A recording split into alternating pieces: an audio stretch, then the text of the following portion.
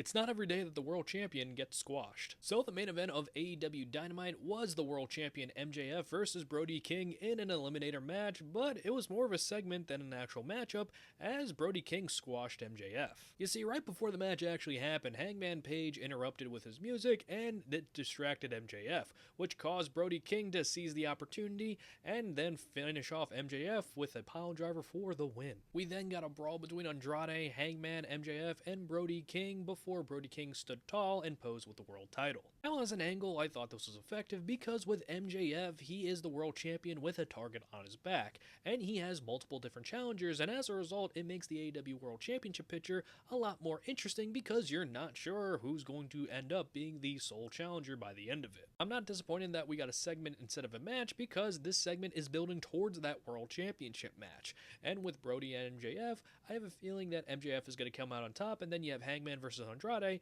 and I would like Andrade to come out and talk, but I think it's going to be Hangman in the end, and then at Revolution, we'll have MJF versus Hangman. Overall, it was a segment to hype up the story of MJF having multiple challengers, and not giving away the Brody King versus MJF match until the bigger show of Grand Slam, and I thought it paid off well. What were your thoughts on Brody King squashing the world champion MJF on AEW Dynamite? Let me know.